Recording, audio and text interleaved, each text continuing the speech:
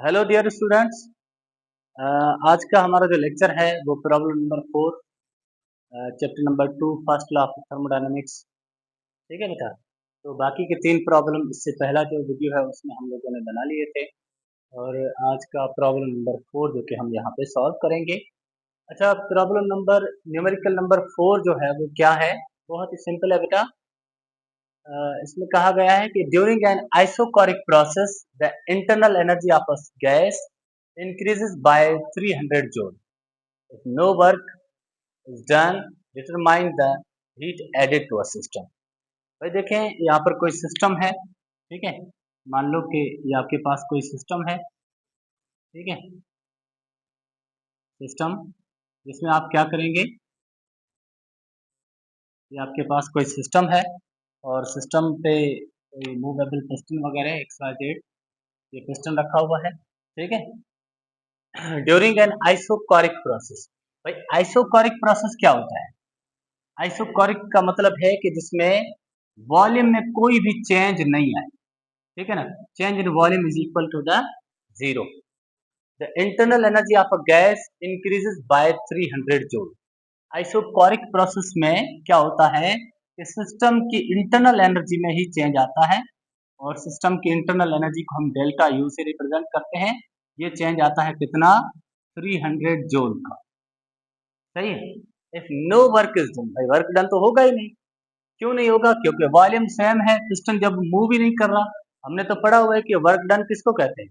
When force is applied on object and object cover some displacement, ठीक है ना। तो जब डिस्प्लेसमेंट ही कवर नहीं हो रहा तो वर्क डन क्या हो जाएगा? वर्क डन भाई जीरो होगा। चलो ठीक है, नो वर्क इज डन मतलब कि delta Q is equal to the क्या? Delta delta W is equal to the zero. अब देखें यहां से हीट कितनी ऐड की गई है, डेल्टा क्यू, वो आपने यहाँ पे मालूम कर। सिंपल प्रॉब्लम हो गया। देखें बेटा, डेटा बनाते हैं। डेटा में क्या लिखेंगे भाई? चेंज इन वॉल्यूम भी जीरो, ठीक है ना। Change in internal energy 300 joule है, ठीक है। और वर्क डन भी कितना? भाई वर्क डन भी जीरो होगा। क्यों जीरो होगा? क्योंकि पिस्टन मूव ही नहीं कर रहा। हमने हीट कितनी ऐड की है, डेल्टा क्यू हमें मालूम करनी है, ठीक है ना। एज वी नो दैट, जैसा कि हम जानते हैं। हम क्या जानते हैं? हम जानते हैं फर्स्ट लॉ ऑफ थर्मोडायनेमिक्स जानते हैं। फर्स्ट लॉ ऑफ थर्मोडायनेमिक्स क्या है भाई? Delta Q is equal to delta U plus P delta V, या फिर वर्क डन। भाई डेल्टा क्यू हमें मालूम करनी है, और इंटरनल एनर्जी में चेंज कितना आ रहा है भाई? 300 जूल। और ये वर्क डन तो किसके बराबर? जीरो के बराबर है, क्योंकि पिस्टन मूव ही नहीं कर रहा। तो वो ही हो गया कि भाई delta Q is equal to the 300 joule हो गया। सही है। जितनी भी आपने एनर्जी दी है वो सब की सब किस में कन्वर्ट हो जाएगी? इंटरनल एनर्जी में कन्वर्ट हो जाएगी। 300 इसकी इंटरनल एनर्जी में चेंज आया तो 300 जूल ही आपने उसको हीट सिस्टम को दी है, ठीक है बेटा। ये न्यूमेरिकल नंबर 4 यहाँ पर कंप्लीट हो जाता है। उसके बाद हम बढ़ेंगे न्यूमेरिकल नंबर 5 की तरफ।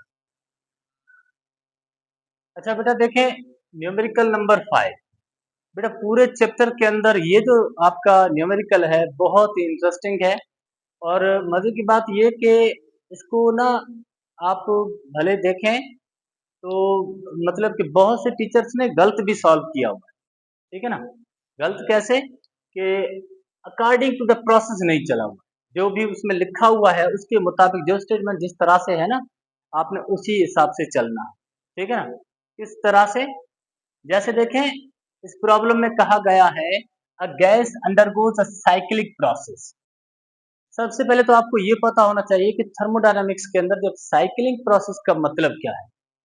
भाई साइक्लिंग प्रोसेस का मतलब है कि कोई भी सिस्टम ए से बी, फिर बी से सी, फिर डी तक जाए, जब वापस आ जाए तो उसकी इंटरनल एनर्जी में कोई भी चेंज ना आए। मतलब साइक्लिंग प्रोसेस की जहां पर भी फर्स्ट थर्मोडायनेमिक्स के अंदर बात हो तो आप लोगों ने एकदम से ये पॉइंट नोट करनी है कि ऐसे प्रोसेस के अंदर इंटरनल एनर्जी में कोई चेंज नहीं आएगा। चेंज इन इंटरनल एनर्जी क्या होगा? जीरो होगा। कब? जब साइक्लिंग प्रोसेस हो। उसके बाद ये कह रहा है कि starting at a point A with a volume of 0.02 metre cubes. मतलब कि ये जो आपका सिस्टम है, मान लो कि यही सिस्टम है, ये सिस्टम आप यहाँ ए से स्टार्ट करते हैं, लेकिन ए से स्टार्ट करते हुए आप लोगों को इस बात का ख्याल रखना है कि यहाँ पर वॉल्यूम क्या रहे, वॉल्यूम रहे कांस्टेंट, वॉल्यूम रहे सेम। क्यों? क्योंकि उसने कहा है कि with a volume of 0.02 metre cube going to the B, ठीक है ना। अब देखें आइसोकोरिक हीटिंग, मतलब आप ए से बी तक जाते हैं तो यहाँ पर है आइसोकोरिक हीटिंग। क्या बेटा? आइसोकोरिक प्रोसेस है। अच्छा, आइसोकोरिक प्रोसेस में क्या होता है, जब आप ए से बी तक जाते हैं फिक्स वॉल्यूम रखकर, मतलब पिस्टन ने आपने फिक्स किया हुआ है, तो वहां पे चेंज इन वॉल्यूम भी जीरो होगा, ठीक है ना। चेंज इन वॉल्यूम जीरो होगा तो मतलब कि वर्क डन भी क्या होगा, वर्क डन भी जीरो होगा। जो हीट आप देंगे वो हीट सब की सब इसमें कन्वर्ट हो जाएगी, वो सब की सब इंटरनल एनर्जी में कन्वर्ट हो जाएगी। सही है बेटा। फर्स्ट पॉइंट आपने समझनी है कि ए से लेकर बी तक हम जाते हैं और ए से लेकर बी तक आइसोकोरिक प्रोसेस है, मतलब कि आपने वॉल्यूम में भी कोई चेंजिंग नहीं लानी।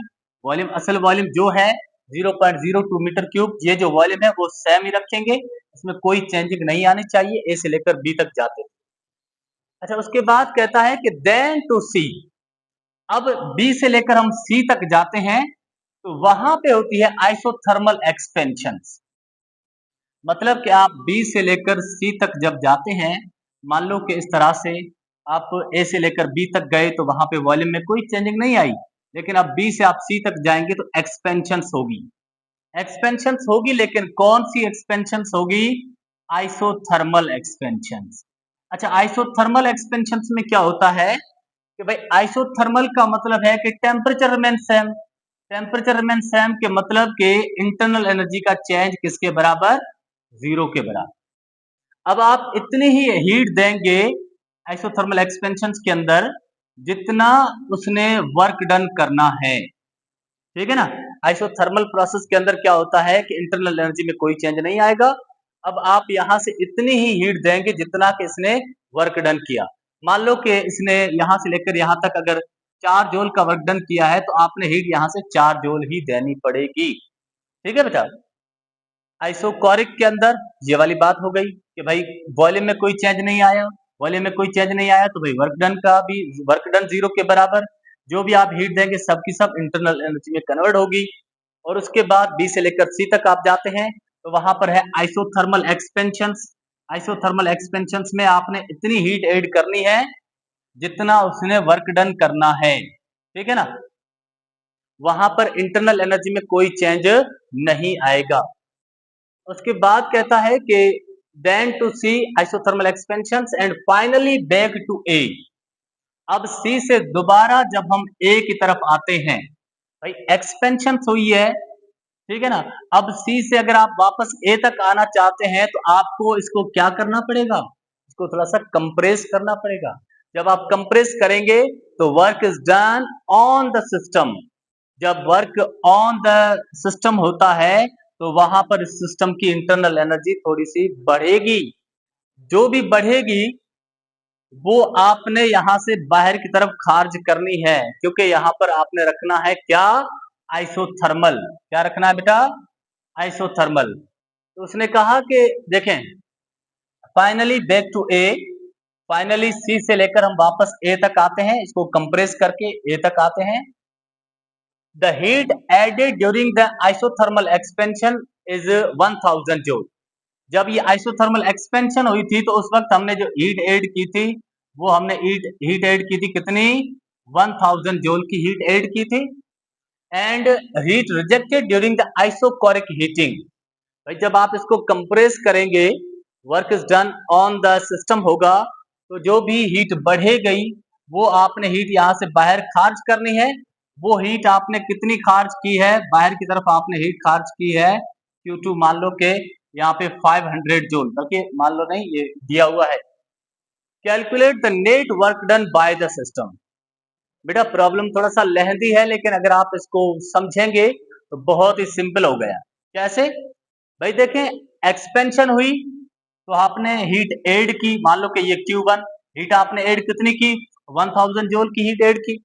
और उसके बाद जब आपने वेग जब आप ए की तरफ आते हैं, सी से लेकर दोबारा जब ए तक आते हैं, तो आपको खुद को समझना चाहिए कि हम work done on the system करेंगे, मतलब कि इसको कंप्रेस करेंगे, ओरिजिनल वॉल्यूम तक लेकर आएंगे। तो जो भी हीट ऐड होगी वो हीट आपने यहाँ से बाहर खारिज करनी है, ठीक है ना। जब बाहर खारिज की तो वहां पे हीट कितनी आई, 500 जूल की आई। भाई हमने दी थी 1000 जूल की और बाहर वापस खारिज कर रहा है 500 जूल का, बाकी हीट कहाँ चलेगी। एक तो बात क्लियर है कि भाई इंटरनल एनर्जी में भी कोई चेंज नहीं आएगा, क्योंकि इंटरनल एनर्जी में चेंज क्यों नहीं आएगा, क्योंकि साइकिलिंग प्रोसेस है भाई। तो यहाँ पर ये जो डिफरेंस आ रहा है, हमने 1000 जूल इसको दी थी और 5000 जूल ये वापस रिजेक्ट कर रहा है, तो फिर बाकी एनर्जी कहाँ गई भाई, बाकी जो एनर्जी है वो चली गई आपके नेट वर्क डन। ठीक है बेटा, तो यहाँ पर आप ये बात समझने के बाद यहाँ पर डायरेक्ट आप लिख सकते हैं, यहाँ पे डायरेक्ट कैसे डेटा बना सकते हैं कि भाई heat added during the heat added during the isothermal expansions. क्या बेटा, आइसोथर्मल एक्सपेंशंस के दौरान जो आपने हीट ऐड की है, मान लो कि वो Q1 है, वो है 1000 जूल। कितनी बेटा, 1000 जूल की। और हीट रिजेक्टेड, उसके बाद क्या बेटा, heat rejected, heat rejected during isochoric heating. Isochoric heating के दौरान जो हीट रिजेक्ट होती है वो Q2 है, वो कितनी होती है बेटा, 500 जूल की। तो आपने नेट वर्क डन मालूम करना है, नेट WNET का मतलब है नेट वर्क डन आपने मालूम करना है। भाई यहाँ पर चेंज इन इंटरनल एनर्जी क्या आएगा, जीरो आएगा। क्यों आएगा जीरो, क्योंकि साइकिलिंग प्रोसेस है, उसने स्टार्टिंग में बोल दिया।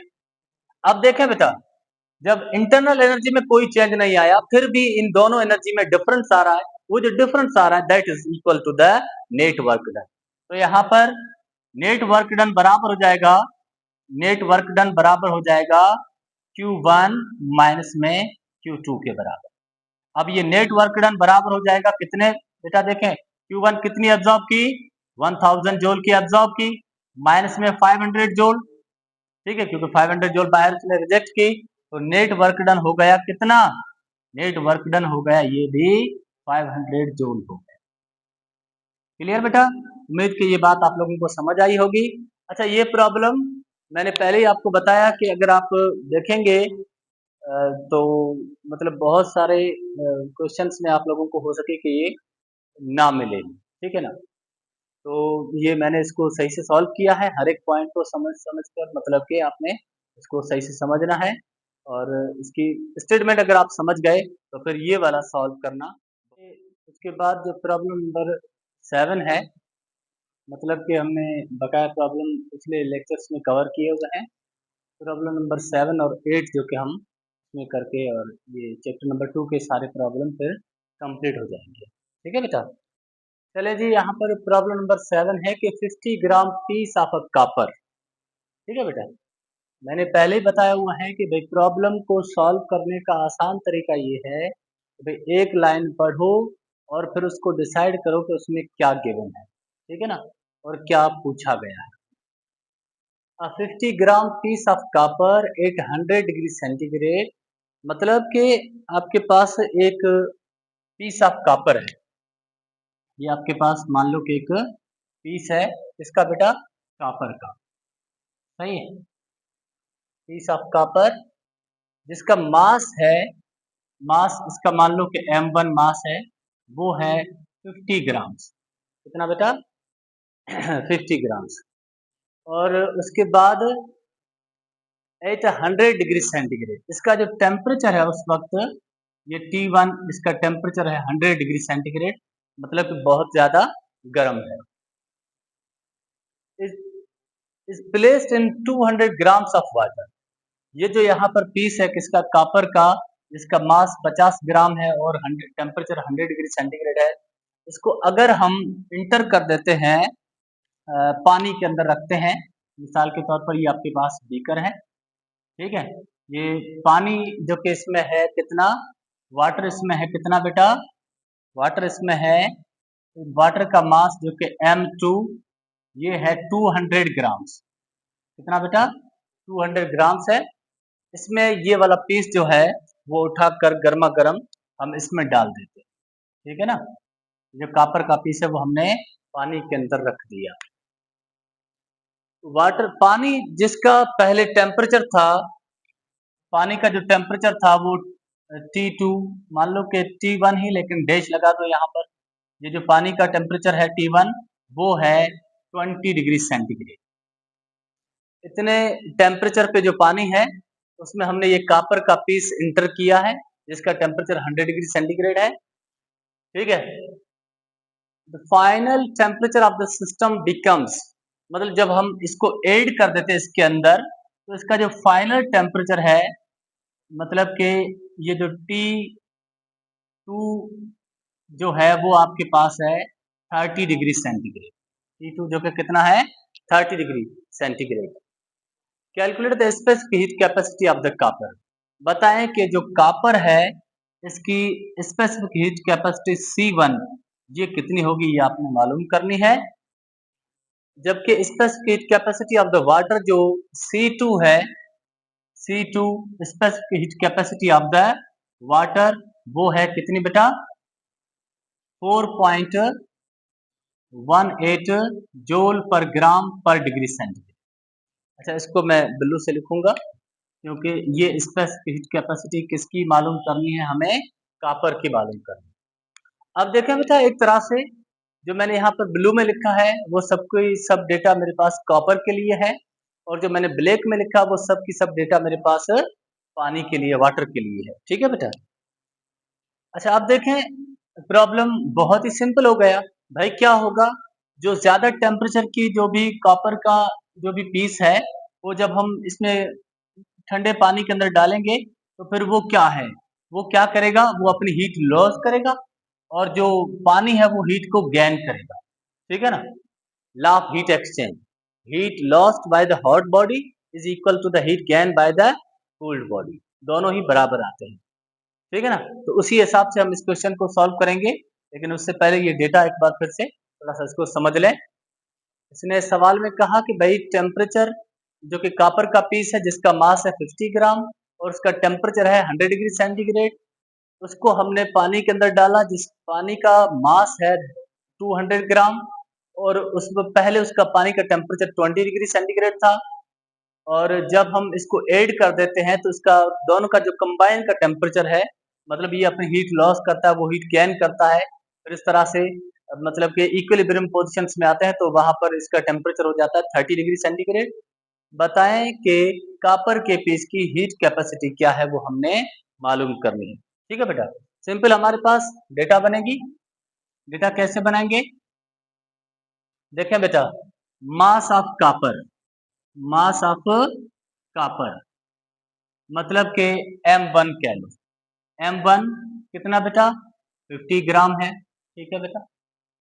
अच्छा, टेम्परेचर ऑफ द, अच्छा initial temperature of copper, initial temperature of copper, ठीक है। T1 मान लो इसको मान लो T1, ये T1 कितना है बेटा, 100 डिग्री सेंटीग्रेड, सही है। और उसके बाद specific heat capacity of copper, specific heat capacity of copper हमें क्या करनी है, C1, ये C1 हमें मालूम करनी है, ठीक है। और उसके बाद देखिए mass of water, mass of water जिसको हम रिप्रेजेंट करेंगे M2 के साथ, और M2 कितना है, M2 हमारे पास है 200 ग्राम्स, ठीक है। M2 हमारे पास कितना, 200 ग्राम्स। और उसके बाद specific heat capacity of water, specific heat capacity of water, पानी की स्पेसिफिक हीट कैपेसिटी C2 कितनी बेटा, 4.18 जूल पर ग्राम पर डिग्री सेंटीग्रेड, ठीक है ना। उसके बाद कंबाइंड टेम्परेचर कितना हो जाता है, कंबाइंड टेम्परेचर जो कि है T2, ये आपके पास है 30 डिग्री सेंटीग्रेड, सही है। तो हमें मतलब कि एक तरह से समझ लेना चाहिए कि भाई इसमें क्या होगा, लॉ ऑफ हीट एक्सचेंज का यूज होगा। भाई जितनी ये हॉट ऑब्जेक्ट हीट लॉस करेगा, ये हॉट है क्योंकि इसका टेम्परेचर हाई है, ये कूल है क्योंकि इसका टेम्परेचर पहले लो है, ठीक है ना। तो heat lost by the copper is equal to the heat gain by the water, ठीक है। यहाँ पे लिखेंगे क्या बेटा, according to the law of heat exchange, according to the law of heat exchange, according to law of heat exchange. Heat exchange का law क्या कहता है कि भाई heat loss by hot body is equal to the heat gain by cold body, सही है ना। जो भी हॉट ऑब्जेक्ट हीट लॉस करेगा, अब इसकी जो हीट है वो तो बराबर m1 c1 डेल्टा टी के बराबर, और इसकी जो हीट होगी पानी की वो बराबर m2 c2 delta T dash के बराबर, ठीक है बेटा। अब देखें m1, भाई कॉपर का मास कितना है, कॉपर का मास है 50 ग्राम, ठीक है 50 ग्राम लिखा। कॉपर की स्पेसिफिक कैपेसिटी C1 हमें मालूम करनी है, एज इट एज लिखा। और चेंज इन टेम्परेचर, पहले इसका टेम्परेचर कितना था 100, अब कितना हो जाएगा 30, मतलब चेंज कितना आया 75 का। 100 में से 30 को माइनस करेंगे इज इक्वल टू द, पानी का मास कितना है, पानी का मास है 200 ग्राम्स, कितना बेटा 200 ग्राम्स। और सी स्पेसिफिक हीट कैपेसिटी कितनी 4.18, और उसके बाद इसका टेम्परेचर पहले 20 था अब 30 हो गया, मतलब चेंज कितना आया भाई, चेंज आया 30 माइनस 20 का चेंज आया, ठीक है बेटा। अब देखें सिंपल हो जाएगा आपके पास, तो 50 ग्राम सेम लिखा, ठीक है 50 ग्राम सेम लिखा, और C1 भी सेम टू सेम लिखा C1, और ये 100 में से 30 जाएंगे तो बाकी बचेंगे क्या बेटा 70, ब्रैकेट के अंदर 70 लिखा, इज इक्वल टू द, ये 200 इंटू 4.18 इंटू 200 को मल्टीप्लाई करेंगे 4.18 के साथ, और इंटू करेंगे किसके साथ 10 के साथ, ठीक है इसको 10 के साथ। तो देखें बेटा यहाँ पे 50 को मल्टीप्लाई करेंगे 70 के साथ, तो 5 7 35, और ये 2 जीरो लगा देंगे। C1 हमें मालूम करनी है जो कि एज इट एज, अच्छा ये हो जाएगा 200, और इसको 10 से मल्टीप्लाई करेंगे तो ये 41.8 हो जाएगा, ठीक है बेटा। अब देखें ये जो 3500 यहाँ पे मल्टीप्लाई कर रहे हैं, वहां जाकर डिवाइड करेंगे तो C1 बराबर हो जाएगा, इसको इसके साथ मल्टीप्लाई करें बेटा, 200 को 41.8 के साथ मल्टीप्लाई करें, 200 मल्टीप्लाई बाय 41.8,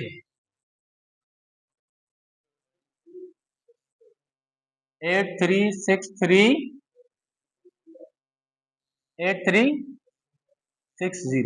सही है। अपॉन में ये हो जाएगा 3500, ठीक है बेटा। तो देखें 8360 को 3500 से डिवाइड करो बेटा, 8360 को 3500 से डिवाइड करो,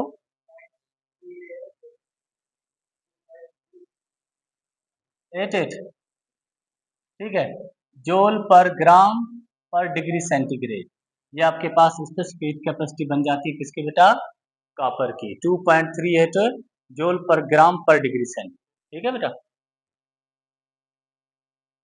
अच्छा उसके बाद ये लास्ट प्रॉब्लम है, problem number 8, how much heat is required, मतलब कि कितनी हीट रिक्वायर होगी, ठीक है। डेटा बनाते हैं, डेल्टा क्यू आपने मालूम करनी है पहली लाइन से, to rise the temperature of 1 kilogram of lead, आपके पास लीड है पीबी, लीड जो के जिसका मास है, ये मान लो कि लीड है लीड पीबी, सही है। इसका मास है कितना बेटा, एम है 1 किलोग्राम, 1 किलोग्राम का इसका मास है। जिसका टेम्परेचर पहले है 25 डिग्री सेंटीग्रेड, T1 इसका 25 डिग्री सेंटीग्रेड। अब जब हम उसको हीटअप करते हैं, उसका टेम्परेचर बढ़ाना चाहते हैं, T2 करना चाहते हैं, 100 डिग्री सेंटीग्रेड तक इसका टेम्परेचर बढ़ाना चाहते हैं, बताएं कि कितनी हीट रिक्वायर होगी। इसका टेम्परेचर 25 से 100 तक लाने के लिए लीड का 1 किलोग्राम, इसका टेम्परेचर 25 से 100 तक लाने के लिए हमें कितनी हीट रिक्वायर होगी, वो हमें हीट एनर्जी मालूम करनी है। अच्छा, जबकि इसकी स्पेसिफिक हीट कैपेसिटी जो है, स्पेसिफिक हीट कैपेसिटी कितनी है, C जो है वो बराबर है 0.128 जूल पर ग्राम पर डिग्री सेंटीग्रेड, सही है भाई। देखें, डेटा बनाएंगे, कितनी हीट रिक्वायर है ये तो हमें मालूम करनी है। टेम्परेचर T1 जो कि 25 degree centigrade, T2 final temperature 100 degree centigrade होता है, और इसकी स्पेसिफिक हीट कैपेसिटी, इसका मास कितना है, मास है 1 किलोग्राम, ठीक है। और इसकी C जो कि बराबर है 0.128 जूल पर ग्राम पर डिग्री सेंटीग्रेड, जूल पर ग्राम पर डिग्री सेंटीग्रेड। वेरी सिंपल है प्रॉब्लम। कैसे, एज वी नो दैट, जैसा कि हम जानते हैं, हम क्या जानते हैं भाई, जो हीट रिक्वायर होती है वो तो delta Q is equal to M C delta T के बराबर होती है। मास इंटू उसकी specific heat capacity into change in temperature, इन तीनों को जब मल्टीप्लाई करेंगे तो आपको दी हुई हीट एनर्जी मिलेगी, ठीक है। उससे पहले देखें, ये जो किलोग्राम है ना, इसको अगर आप ग्राम में कन्वर्ट करते हैं, क्योंकि आपके पास जो स्पेसिफिक हीट कैपेसिटी है वो भी जूल पर ग्राम पर डिग्री सेंटीग्रेड में गिवन है, और चेंज इन टेम्परेचर भी डिग्री सेंटीग्रेड में गिवन है। तो किलोग्राम को अगर आप ग्राम में कन्वर्ट करेंगे भाई, 1 किलोग्राम मतलब के 1000 ग्राम, ठीक है। तो यहाँ पर क्या हो जाएगा, वैल्यूज पुट करेंगे भाई, delta Q is equal to the mass कितना, 1000 ग्राम, 1000 ग्राम, और उसके बाद स्पेसिफिक हीट कैपेसिटी कितनी, 0.128, और चेंज इन टेम्परेचर मतलब के T2 माइनस T1 जो कि 100 माइनस 25, 100 माइनस 25, तो ये डेल्टा क्यू आपको मिलेगी 1000 को इसके साथ मल्टीप्लाई करेंगे तो 1280 हो जाएगा, ठीक है। 1280 मतलब कि 1280, और ये आपके पास 75 बन जाएगा, और ये डेल्टा क्यू आपको मिल जाएगी बेटा, इसको मल्टीप्लाई करें 1280 को 75 से, 96,000, 9600, या फिर एक जीरो और भी है, और भी एक जीरो है, मतलब कि ये आपके पास जूल पर ग्राम पर डिग्री सेंटीग्रेड, ये आप लोगों के पास हीट मिलती है, सॉरी जूल पर ग्राम नहीं, सॉरी बेटा, सिर्फ जूल में, क्योंकि ये जूल पर ग्राम पर डिग्री सेंटीग्रेड ये यूनिट होता है स्पेसिफिक हीट कैपेसिटी का, लेकिन ये हीट एनर्जी है ना, तो हीट एनर्जी आपको मतलब देनी पड़ेगी 96,000 जूल, जबकि इसका टेम्परेचर आप 25 से 100 तक लाना चाहते हैं, तो ठीक है बेटा। तो यहाँ पर ये प्रॉब्लम नंबर 8 भी कंप्लीट हो जाती है, और इंशाल्लाह बहुत जल्द हम चैप्टर नंबर 3 स्टार्ट करेंगे, सेकेंड लॉ ऑफ थर्मोडायनेमिक्स, जो कि बहुत इंटरेस्टिंग चैप्टर है। Thank you.